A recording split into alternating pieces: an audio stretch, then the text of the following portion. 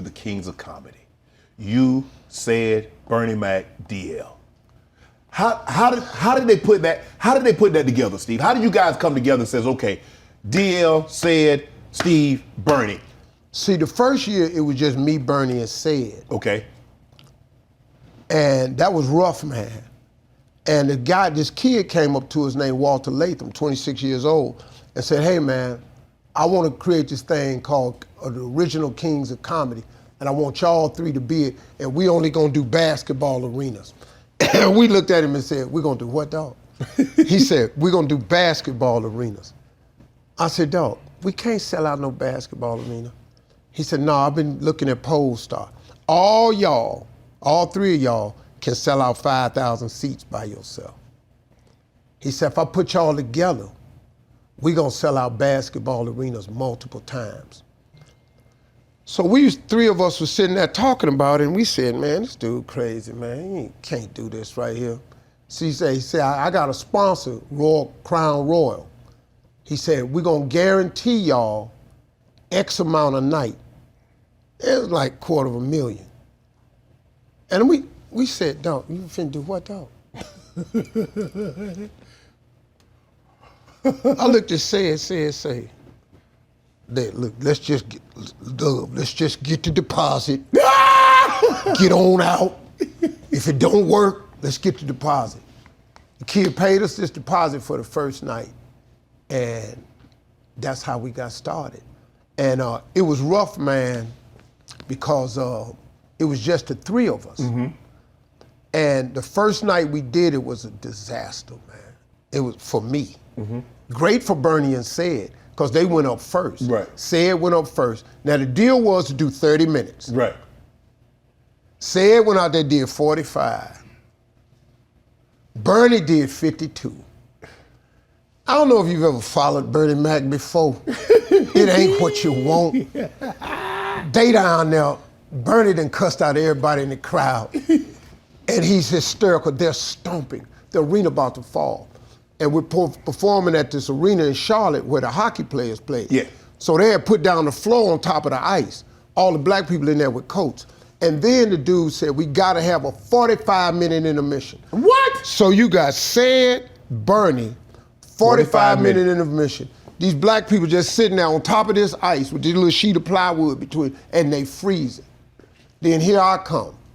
Now, the disaster in that was, my mama had died in December. Right.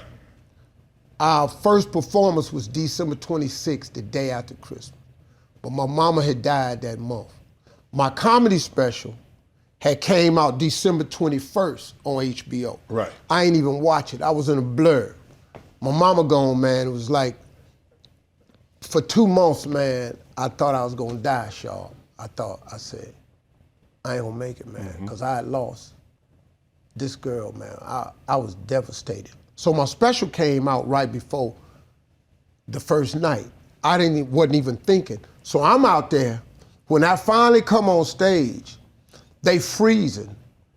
And now I'm doing the jokes from my special that I forgot had just came out. And all my fans done heard these jokes. And I'm out there and they hollering out punchline. Do some new shit, you know, black people. Steve, we heard that. And I'm going, why is they saying this? And I didn't even understand that my special had just came out. Right. But I was so devastated. So that night, man, I didn't do well at all. Right. The next morning, this comedian on the radio asked him, we driving to the airport, Steve Harvey don't deserve to be no king. I don't know how he on the show. He wasn't shit. He on the radio just eating my ass alive. And I'm hearing this going to the airport. Now, I done stayed up all night. I ain't had no sleep. Because I just had a horrible night. Right. Now I'm writing. Because then I finally realized they was repeating my special. So I'm writing all night. I ain't even go to bed. I stayed up. I sat on the plane writing. I got in Kansas City. I wrote all the way up to showtime. I've been up all night, man, getting old jokes, reworking them, putting them together. Came up with a whole new set. Next night, Kansas City. Now we arguing now. Me and the bros is arguing, because I'm saying, bros, 30, 30, 30. Right. 90 minutes. Y'all got to help me.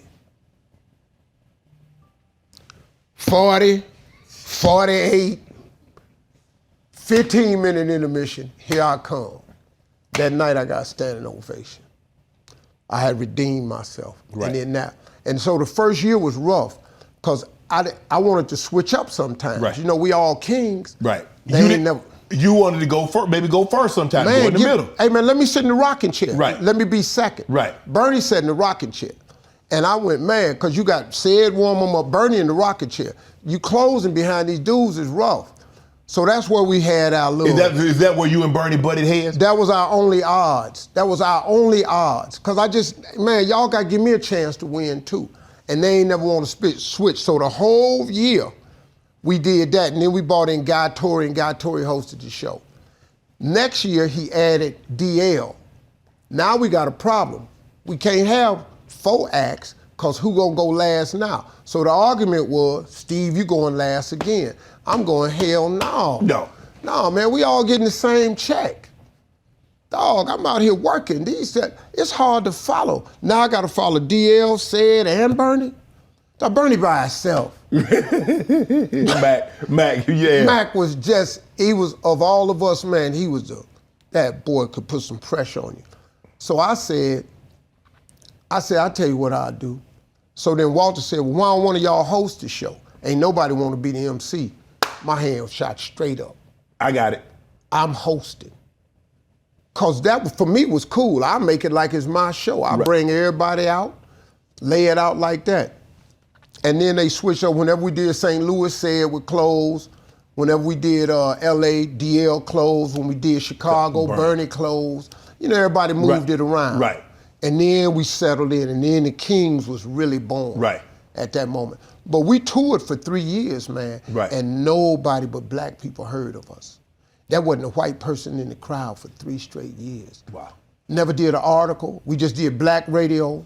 We sold out the MCI Center 4 times, 2 weekends in a row, 64,000.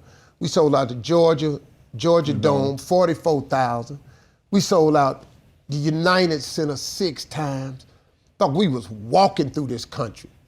Then a dude in USA Today, black dude, came and did an article on us. And that was it. We was making so much money after that, man. We couldn't. What happened? Why did it end? After the movie, man, that was probably... Blessing and a curse? Yeah. The 4 of us. It was the largest comedy movie ever in the history. It was the largest comedy tour in the history. But these white boys came along called Blue Collar Comedy Tour. Mm-hmm. It was Larry the Cable Guy, Jeff Foxworthy, Ron White, and Bill Engvall. Mm-hmm. And they said, we gonna show them kings who the real kings is. Uh-huh. So they came out with the Blue Collar Comedy Tour. They couldn't fuck with us. They wasn't even close. They wasn't even, Pole Star came out, Kings was kicking their ass. We was filling up buildings, man. And they thought, I don't think Fox was in that, but Bill Engvall had said, we're gonna show them what the Kings really look like. Right. And they started selling tickets, but they couldn't compete with us, man. The Kings of Comedy and plus we was that other kind of funny. Right. We was tear your mouth out funny. You get up out your chair, your asshole still in the seat. You know, that type of shit was happening. Right. Because when black people laugh, they get up and run to the back of the room. Yeah. Boy, you got Dog, they slap you, man. Break shit off the concession stand. Take all the popcorn. The black people, they was letting us have it, man.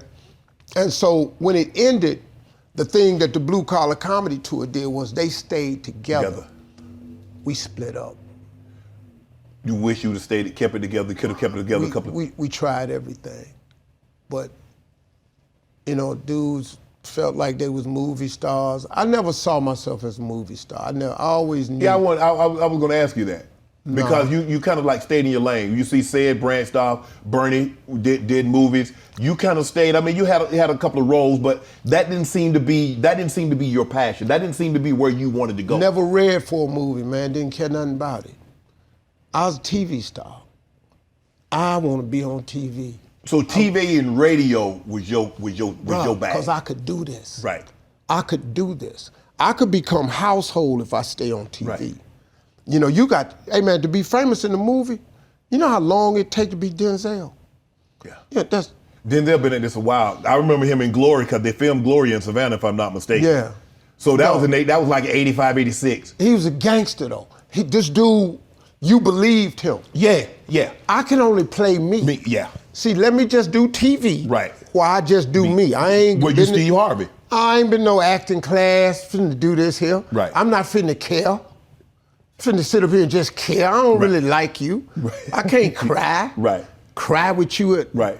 we in the scene, I'm finna cry. I don't even know your ass. My father died. Well, okay. I don't know you or your daddy. So me trying to work these tears up, this probably ain't gonna happen. Just let me go be me. So I knew, but Bernie got a lot of roles. Ced got a lot of roles. And they just wanted to do it, man. And that was cool and I understood it. So I just knew, but the thing that they did though, when they went and got so many roles, they stopped doing stand-up. Right. Me, I felt so strongly about stand-up, I never stopped. Right. When I got my TV shows, I still toured on the weekends. Right. And I never went back to comedy clubs. Once I was in them arenas, that's why I stayed. Yeah. So I just stayed in big theaters and arenas. I was going to the Staples Center, Nokia, Madison, right, by myself, take 2 people with me. Radio City Music Hall. I stayed right there while the guys was doing the movies. They got stepped away from the They stand-up. stepped away from the craft, you know. But you walked away at the height of it, Steve. You walked away from the stand-up and really hadn't come back. Would you be willing? What would it take, Steve Harvey, to do the crypto.coms? What would it take for you to do SoFi? What would it take? How much would it take for Steve Harvey to do what they're doing on Netflix? You see everybody, you see Chappelle, Quake, all those guys had specials on Netflix. What would it take for Steve Harvey to give us 60 minutes? Well, first of all, I have to be done with the TV career because once I do the special, I'm gonna be done with my TV Oh man, career. you cursing up a storm. You killing everybody, Steve. No, they gonna take me off TV. It ain't no way. The cancel culture too live. See, the reason I stopped was because I saw, okay, I got Family Feud, I got Little Big Shots, I got all this stuff being offered to me. At one point in time, I had 7 shows on TV all at once in one season. Wow. I had Thunderdome, Little Big Shots, Amazing Grace, Celebrity Family Feud. I had 2 other shows. Showtime at DePaulo had came back on Fox. I worked 7 days a week, man. I went through a 41-week period with 7 days of taping. And I knew that if I performed as a stand-up, that whole TV career Everything would was crumble. gone. And I was making enough to really solidify myself in television. So in 2012, I had to walk away because I was at the height of everything, man. I had everything going for me. So now, man, then I watch Chappelle and Rock and all these boys get 60 million here and all this here. And I thought about it, but I couldn't dump what I had for that. Right. Because I knew the longevity, I was gonna make it up. Yeah. Anyway, so like today, man, this is probably been the first year I've been thinking about it. Just doing one more. And I'll probably have to call it something like fucking I'm out or something like that. Because I know that's gonna be it. Right. It's gonna be career ending. Right. Because what I really want to say, I'm not gonna do a special unless I can say what I really wanna say. Right. I wanna be like Rock and have selective outrage. Right. You know, I wanna be like Chappelle and really say some things.